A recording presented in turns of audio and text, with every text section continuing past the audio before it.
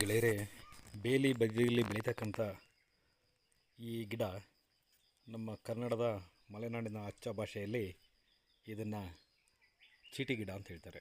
ಇದರಲ್ಲಿ ಅನೇಕ ಕಲ್ಲರ್ಗಳು ಇರುತ್ತೆ, ಆದರೆ ಈ ಹೂವಲ್ಲಿ ಯಾವುದೇ ರೀತಿ ವಾಸನೆ ಮತ್ತು ಮಕರಂದ ಯಾವುದೂ ಇರೋದಿಲ್ಲ. ಬಣ್ಣ ಬಣ್ಣ ಮಾತ್ರ ತುಂಬ ವಿಧವಾಗಿರುತ್ತೆ. ಇದನ್ನು ತುಂಬ ಚೆಂದ ಬೆಳೆಸಿದರೆ ಒಳ್ಳೆ ಬೋನ್ಸಾಯಿನ ಮಾಡ್ಬೋದು. ಬೋನ್ಸಾಯಿ ಮೆಥಡಲ್ಲಿ ಮಾಡ್ಬೋದು ಇದನ್ನು.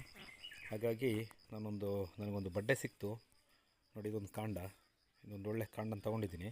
ಇದನ್ನು ಎರಡು ಭಾಗವಾಗಿ ಕತ್ತರಿಸಿ ಎರಡೂ ಭಾಗಗಳನ್ನು ಕೂಡ ಬೋನ್ಸಾಯಿಯಾಗಿ ಪರಿವರ್ತಿಸೋದಕ್ಕೆ ಪ್ರಯತ್ನ ಪಡ್ತಾಯಿದ್ದೀನಿ. ಹಾಗೆಯೇ ಈ ರೂಟಿಂಗ್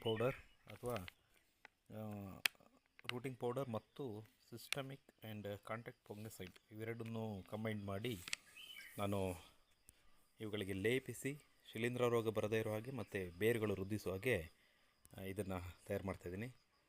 ಮುಂದಿನ ವಿಡಿಯೋದಲ್ಲಿ ಇದು ಹೇಗೆ ಬಂದಿರುತ್ತೆ ಅನ್ನೋದನ್ನು ತಿಳಿಯೋಣ. ನೋಡಿ, ಇದು ನೈಸರ್ಗಿಕವಾಗಿ ತುಂಬ ಚೆನ್ನಾಗಿ ಸಿಕ್ಕಿದೆ ನನಗೆ. ಇಲ್ಲೊಂದು ತೂತು ಕೂಡ ಇದೆ ನೋಡಿ. ಇದೆಲ್ಲ ನೈಸರ್ಗಿಕವಾಗಿರ್ತಕ್ಕಂಥ ಬೋನ್ಸಾಯಿ ಗಿಡಕ್ಕೆ ಮಾಡ್ತಕ್ಕಂಥ ಇದು ನೋಡಿ. ಇದೆಲ್ಲ ತುಂಬ ಚೆನ್ನಾಗಿದೆ. ಡಿಸೈನ್ ಎಲ್ಲ ಮಾಡೋದಕ್ಕೆ ತುಂಬ ಚೆನ್ನಾಗಿ ಬರುತ್ತೆ.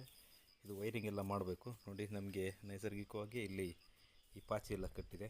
ಇದು ಇನ್ನಷ್ಟು ಗ್ರ್ಯಾಂಡ್ ಲುಕ್ಕನ್ನು ಕೊಡುತ್ತೆ ನೋಡಿ. ಒಣಗಿರ್ತಕ್ಕಂಥದ್ದು ನೋಡಿ, ಇಲ್ಲೆಲ್ಲ ಒಣಗಿದೆ. ಇದೆಲ್ಲ ಗ್ರ್ಯಾಂಡ್ ಲುಕ್ ಕೊಡುತ್ತೆ.